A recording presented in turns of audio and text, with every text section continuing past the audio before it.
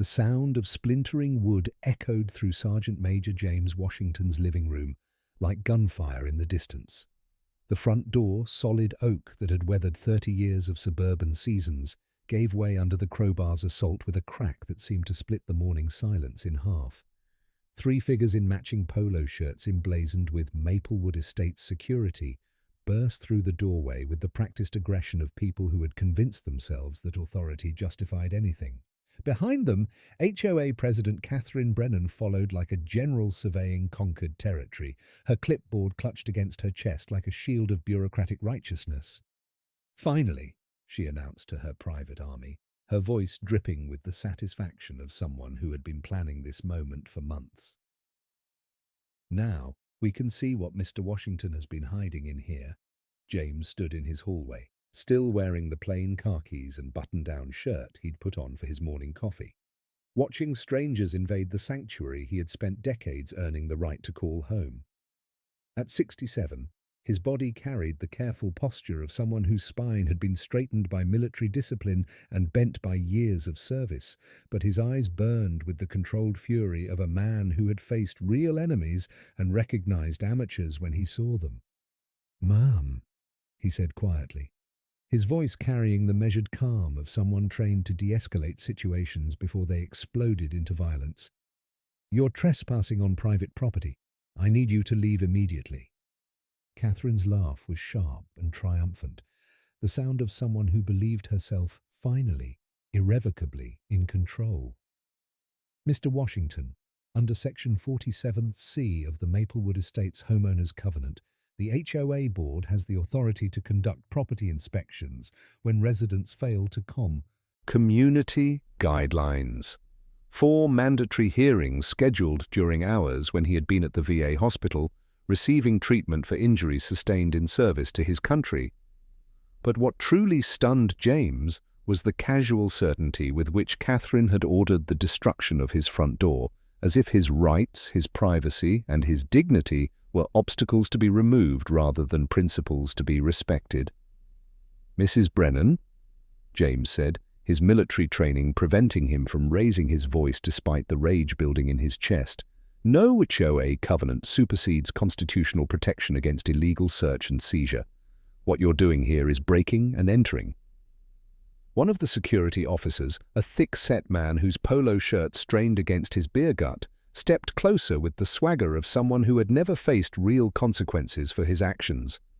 "Old man, you can cooperate, or we can do this the hard way. But we're going to inspect this property one way or another." The threat hung in the air like smoke from discharged weapons. James recognized the dynamic: bullies drunk on borrowed authority, people who confused legal-sounding language with actual legal power, civilians who had never learned the difference between legitimate orders and criminal intimidation. "The hard way," James repeated quietly, his voice carrying undertones that made the security officer take an involuntary step backward. "Son, you have no idea what the hard way looks like." But Catherine was beyond reason, beyond law, beyond the kind of basic human decency that recognizes when a line should not be crossed. She had spent 18 months building a case against James Washington, documenting every perceived slight, every deviation from her vision of suburban perfection, every excuse to exercise the kind of petty tyranny that HOA authority could enable in the hands of the wrong people. See, the campaign against James Washington had been 18 months in the making, a systematic escalation of harassment that Catherine Brennan had orchestrated with the precision of a military operation, though she had never served her country in any capacity beyond demanding that others serve her vision of suburban perfection. It had started with the flag. James flew a regulation American flag on a standard residential flagpole in his front yard, the same flag he had saluted every morning for 28 years in the United States Army. But Catherine had decided that the flag's presence during evening hours violated community lighting ordinances that she had created specifically to target James's display of patriotism. "The flag needs to be illuminated if it's going to fly after sunset," she had declared during their first confrontation, standing on his front lawn like a general reviewing troops. Community standards require compliance with flag etiquette. James had patiently explained that his flag was properly illuminated by his porch light, that his display met all federal guidelines for residential flag presentation, and that his military service had taught him more about flag etiquette than any HOA manual could contain. Catherine's response had been swift and devastating. The first violation notice, demanding $500 in fines for improper, patriotic display. From there, the harassment had become systematic and relentless. His lawn, maintained with the same precision he had once applied to military inspection standards, was cited for being inconsistent with neighborhood grass height requirements. His driveway, sealed and maintained annually, was deemed deteriorating and in need of immediate replacement. His modest garden, planted with vegetables that reminded him of his childhood in rural Georgia, was classified as agricultural activity inappropriate for residing. Until zoning, each violation notice came with escalating fines and increasingly aggressive language about community standards and property values. Each ignored demand triggered more severe penalties and threats of legal action that seemed designed less to address legitimate issues than to financially exhaust an elderly veteran living on a fixed income. But the real cruelty was in the timing. Catherine had scheduled mandatory compliance hearings during James's medical appointments at the VA hospital. She had demanded property inspections during his physical therapy sessions. She had arranged HOA meetings to discuss his violations on the anniversaries of battles where his unit had lost soldiers, dates that James spent in quiet remembrance rather than defending himself against bureaucratic harassment. When James missed these appointments due to his medical needs, Catherine used his absences as evidence of his refusal to cooperate with community governance and his disrespect for neighborhood standards. The psychological warfare was sophisticated and cruel. Catherine had turned James's service-related disabilities against him, using his PTSD symptoms and mobility issues as weapons to isolate him from community support. When loud construction work triggered flashbacks that kept him awake for days, she filed noise complaints about his disruptive behavior. When his arthritis made yard work challenging, she imposed fines for failure to maintain property standards. Other residents, who might have normally supported a veteran neighbor, were gradually turned against James through Catherine's careful manipulation of facts and selective presentation of evidence. She hosted community safety meetings where she discussed James's erratic behavior and concerning isolation. She circulated newsletters highlighting property value concerns that somehow always featured photos of James's house as examples of declining community standards. The isolation was systematic and effective. Neighbors who had once waved began avoiding eye contact. Families who had invited James to barbecues stopped including him in community events. Children who had listened to his war stories with fascination were suddenly forbidden from visiting the difficult neighbor who was causing so much community disruption. But Catherine's masterstroke had been the security contract. Unable to force James's compliance through normal channels, she had convinced the HOA board to hire Maplewood Estate Security, a private company owned by her brother-in-law, to assist with enforcement of community standards. The three-man team was authorized to conduct property inspections, document violations, and take appropriate action to ensure community safety. What the HOA residents didn't know was that Catherine had given her security team authority that extended far beyond anything legally permissible. They were authorized to enter properties by force if residents refused access. They were empowered to remove non-compliant items from yards and homes. They were instructed to document evidence of instability that could be used to have difficult residents declared mentally incompetent. The morning's break-in had been planned for weeks. Catherine had obtained a court order by claiming that James's refusal to allow property inspection constituted a public safety hazard.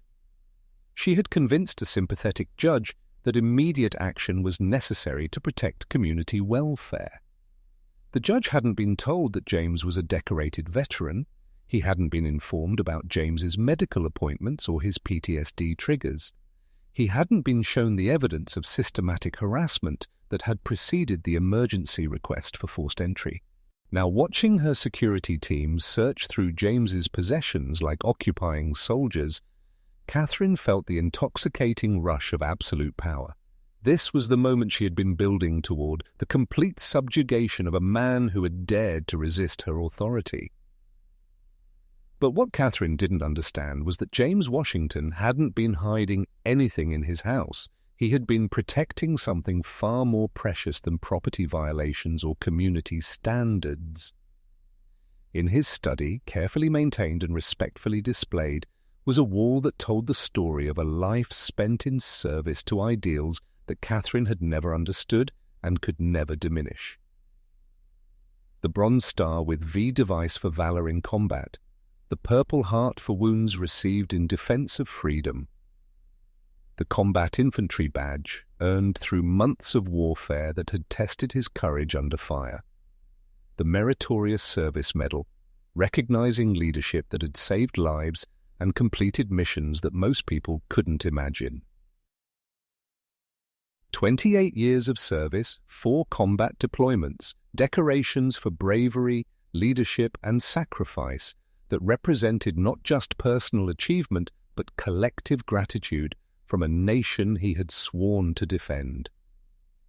Each medal told a story of moments when James had risked everything for principles that went far beyond personal comfort or community convenience. The Silver Star he had earned for single-handedly defending a wounded soldier under enemy fire. The Army Commendation Medal, recognizing his work training local police in Iraq. The campaign ribbons marking deployments to places where American soldiers had died, protecting the freedom that Catherine was now trampling in her own living room. But the most powerful display wasn't the medals themselves, it was the photographs that surrounded them. James with his unit in Afghanistan, young soldiers whose lives he had been responsible for protecting, James at retirement ceremonies receiving the thanks of a grateful nation, James at veterans' hospitals volunteering with younger soldiers whose wounds made his own challenges seem minor by comparison. This was the man Catherine Brennan had chosen to harass. This was the American she had decided to destroy through bureaucratic warfare. This was the veteran whose service she had dismissed as irrelevant to her vision of community standards. The security team was about to discover that some people had earned the right to peace through sacrifice that others could never comprehend. And Catherine Brennan was about to learn that there were some battles she should never have chosen to fight. The study door was the last barrier between Catherine's security team and the complete violation of James Washington's sanctuary. Officer Mike Torres, the team leader whose polo shirt strained against his gut, approached the room with the swagger of someone who had never encountered real authority or faced genuine consequences for his actions. "Boss lady," he called to Catherine, "this door's locked. Want us to break it down too?" Catherine's eyes lit up with the fervor of someone about to achieve total victory. "Do it. I want every room searched, every violation documented. This man thinks he can ignore our authority. He's about to learn otherwise." But as Torres raised his crowbar to attack the study door, James stepped forward with a movement that made all 3 security officers instinctively take a step back. There was something in his posture, a sudden shift from defensive civilian to something far more dangerous, that triggered primitive survival instincts in men who had never faced real combat. "Son," James said quietly, his voice carrying undertones that seemed to echo from distant battlefields, "I strongly advise you to reconsider your next action." Torres tried to laugh, but the sound came out nervous and forced. Old man, you're in no position to be giving advice. We got legal authority here. James looked at Catherine with the patient expression of someone who had tried diplomacy and found it wanting. Mrs. Brennan, you're about to cross a line that you can't uncross. That room contains items that are protected under federal law, and disturbing them will trigger consequences that go far beyond HOA authority. Federal law? Catherine scoffed, but there was something in James's tone that made her clipboard tremble slightly in her hands. What possible federal interest could there be in your property violations? Instead of answering, James reached into his pocket and pulled out his cell phone. With deliberate precision, he dialed a number he knew by heart. Colonel Harrison, this is Sergeant Major Washington. Yes, sir, I'm fine, but I need you to know that civilians have broken into my house and are threatening to disturb my military decorations. Yes, sir, I understand. No, sir, I don't think they realize what they're dealing with. Yes, sir, I'll wait for your people. He ended the call and looked at Catherine with something approaching pity. Ma'am, you have approximately 15 minutes before this situation escalates beyond anything you're prepared to handle. Torres was growing agitated with the delay. Lady, this guy's just trying to scare us with military nonsense. Let me break down this door and we can finish this. But before Catherine could respond, James made a decision that would transform the entire confrontation. He unlocked the study door himself. You want to see what's in there, he said quietly. Then look. But understand that what you're about to witness represents 28 years of service to the country that gives you the right to be standing in my living room. The door swung open, revealing a room that seemed to glow with the weight of history and sacrifice. The wall was magnificent and terrible in its beauty, row upon row of military decorations, each one representing a moment when James Washington had placed duty above safety, honor above comfort, and service above self. The bronze star, with its distinctive V device, gleamed under carefully positioned lighting. The Purple Heart seemed to pulse with the memory of blood shed in foreign lands. The silver star commanded the center of the display like a sun around which all other honors orbited. But it was the photographs that truly told the story. James, as a young sergeant in Desert Storm, his face marked by the confidence of someone who had proven himself under fire. James as a staff sergeant in Bosnia, training local forces to protect their own communities. James as a sergeant major in Iraq and Afghanistan, leading soldiers through deployments that had tested the limits of human endurance. Torres dropped his crowbar with a clatter that echoed through the sudden silence. The other two security officers stood frozen in the doorway, their eyes wide with the recognition of something they had never encountered before, the physical manifestation of genuine heroism. Catherine stared at the wall with growing horror as she realized the magnitude of her mistake.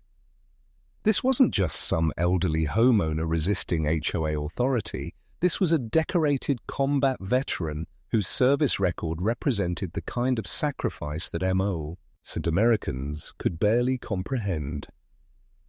Jesus Christ, whispered Officer Danny Martinez, his voice barely audible. Lady, do you know what a silver star means? Do you understand what this man did to earn these decorations?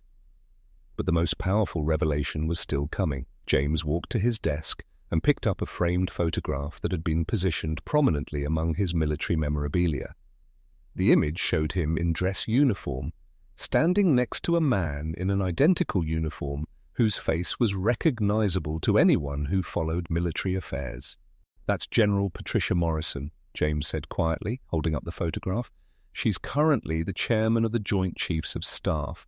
She was my commanding officer in Iraq, and she calls me once a month to check on my welfare. He set the photograph down gently and turned to face Catherine directly.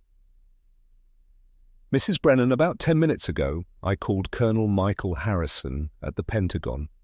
He's General Morrison's personal aide, and he's someone I served with for 15 years. I told him that civilians were threatening to disturb military decorations in the home of a retired sergeant major. Catherine's face had gone completely white as she processed the implications of what James was saying. Colonel Harrison is currently contacting the FBI's domestic terrorism unit because threats against decorated veterans and their military honors are treated as potential terrorist activities under federal law. The words hit like artillery shells, each one demolishing another piece of Catherine's carefully constructed authority. "Mom, you didn't just break into my house, you declared war on the United States military." The transformation was swift and merciless. Within 20 minutes of James's phone call, Maplewood Estates was crawling with federal agents whose presence turned the quiet suburban community into what looked like a counter-terrorism operation. Black SUVs filled the cul-de-sac. Men and women in dark suits with obvious weapons created a perimeter around James's house. The FBI's domestic terrorism unit had responded with the kind of overwhelming force typically reserved for threats against national security. Because that's exactly what they were treating Catherine Brennan's break-in as, a threat against national security. Special Agent Rebecca Torres, no relation to the HOA security officer currently hiding behind James's couch, approached the scene with the purposeful stride of someone who had investigated actual terrorists and recognized amateurs when she encountered them. "Sergeant Major Washington," she said, extending her hand with genuine respect. "I'm Special Agent Torres, FBI Domestic Terrorism Unit. Colonel Harrison briefed me on your situation." James returned her handshake with military precision. "Agent Torres, I appreciate the rapid response." "Sir, threats against decorated veterans and their military honors fall under several federal statutes. We take these matters very seriously." She turned to survey the scene, the broken front door, the scattered personal belongings, the 3 security officers who looked like they were reconsidering every life choice that had led them to this moment. "Who ordered this break-in?" Catherine Brennan stood frozen in the center of what had been her moment of triumph, now transformed into the epicenter of her complete destruction. The clipboard that had been her weapon of bureaucratic warfare now trembled in her hands like a white flag of surrender. We had a court order," she stammered. "This was a legal HOA enforcement action." Agent Torres examined the court order with the practiced eye of someone who had seen criminals attempt to legitimize their actions through fraudulent legal documents. "Ma'am, this order authorizes a property inspection, not a forced entry. It doesn't grant permission to break down doors, search personal belongings, or threaten to disturb military decorations." She gestured toward the security team, who were now huddled together like criminals awaiting sentencing. "Who are these men? And under what authority did they destroy federal property?" "Federal property?" Catherine's voice cracked as she spoke. "Ma'am, any residence belonging to a decorated veteran contains items that are protected under federal law. Military decorations, official documents, and service records cannot be disturbed or threatened by civilian authorities." Agent Torres pulled out her phone and activated the recording function. Additionally, the Sergeant Major's residence is under federal protection due to his status as a decorated combat veteran. Forced entry constitutes a potential act of domestic terrorism. The word terrorism hit Catherine like a physical blow. She staggered backward, finally understanding that her months of harassment hadn't been targeting an ordinary homeowner. They had been attacking someone whose service had earned him the protection of the United States government. But Agent Torres wasn't finished. Colonel Harrison also informed me that this incident follows 18 months of systematic harassment targeting the Sergeant Major. The FBI takes very seriously any pattern of behavior that appears designed to intimidate or terrorize veterans. She gestured toward the wall of medals visible through the open study door. Sergeant Major Washington's service record includes multiple combat deployments and decorations for valor under fire. He's exactly the kind of American that federal law was designed to protect. Mike Torres, the security team leader, finally found his voice. "Agent, we didn't know he was military. We were just following orders from the HOA." "Following orders?" Agent Torres's voice carried the weight of someone who had heard that excuse from actual war criminals. "Gentlemen, you broke into the home of a decorated veteran and threatened to disturb military honors earned through combat service. Following orders isn't a defense against federal crimes."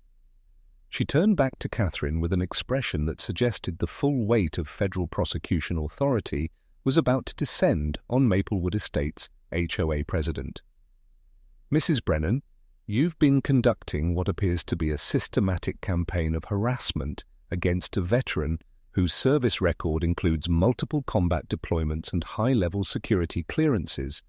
This raises questions about potential espionage, terrorism, or other threats to national security."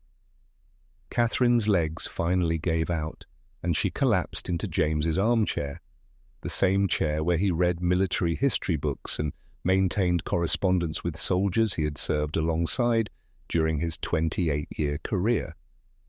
I just wanted him to follow the rules," she whispered.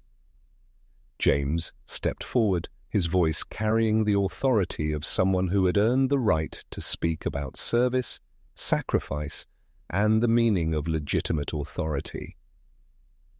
"Mrs. Brennan, for 18 months, you've used HOA power to attack a veteran whose only crime was trying to live peacefully in the community he served to protect. You've weaponized bureaucracy against someone who spent his life defending the Constitution that gives you the right to be here."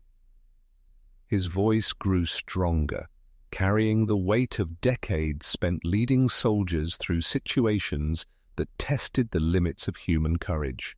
"You've targeted my flag, the same flag I saluted every morning, for 28 years. You've attacked my garden, planted to remind me of the home I fought to defend.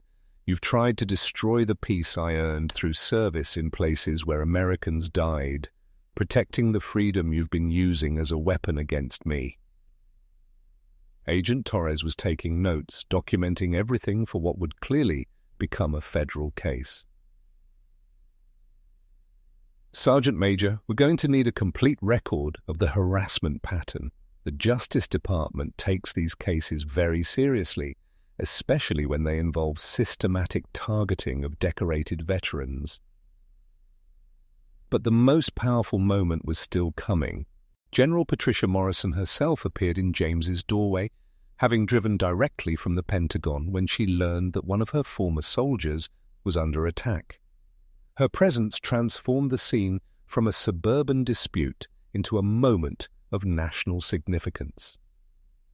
"Sergeant Major Washington," she said formally, her voice carrying the authority of the nation's highest military office. "The United States Armed Forces stand with you." She turned to face Catherine with the full weight of American military power behind her words. "Ma'am, you've declared war on the wrong veteran." Catherine Brennan's 18-month campaign against James Washington was about to become a federal case that would ultimately reshape how HOAs across America treated veteran residents. But for James, it was something simpler. The moment when justice finally arrived with the overwhelming force it deserved.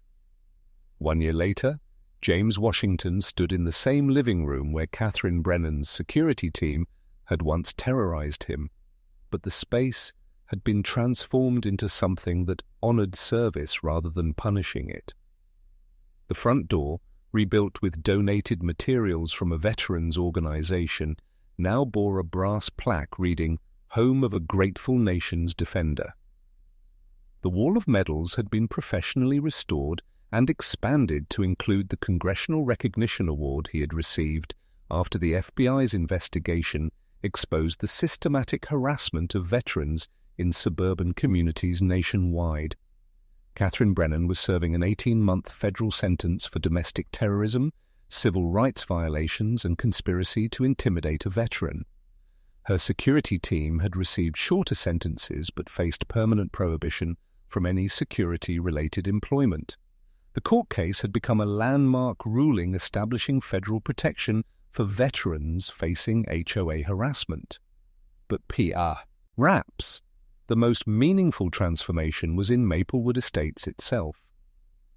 The new HOA board, elected unanimously after Catherine's arrest, operated under federal oversight and veteran protection protocols. James served as the community's honorary security advisor, his military experience finally recognized as an asset rather than a threat.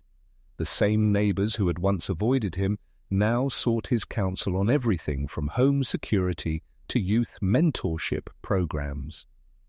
The community garden that Catherine had tried to destroy had become a memorial space where James taught local children about the vegetables that had sustained soldiers in combat zones. His flag, the same flag that had triggered Catherine's initial harassment campaign, now flew proudly at the community entrance, illuminated by lights donated by grateful neighbors who had learned the difference between patriotism and performance. Most importantly, the Maplewood case had triggered a nationwide review of HOA treatment of veteran residents. Federal legislation now protected decorated veterans from arbitrary harassment and established legal recourse for military families facing systematic discrimination. James's ordeal had prevented countless other veterans from enduring similar persecution. General Morrison visited regularly, not just as a former commanding officer but as a friend who understood the unique challenges faced by veterans transitioning to civilian life. Her presence in the community had elevated James's status from neighborhood pariah to respected elder, someone whose counsel was sought and whose service was finally honored. On this particular morning, as James raised his flag at sunrise, the same ritual he had performed during 28 years of military service, he reflected on the lesson that had emerged from his confrontation with suburban tyranny. Power, whether wielded through military command or HOA authority, was only legitimate when it served something larger than personal preference. Catherine had used community governance as a weapon against someone whose life had been dedicated to protecting the very freedoms she had abused. But justice, though delayed, had proven more powerful than prejudice. Truth, though obscured by months of harassment, had ultimately emerged victorious.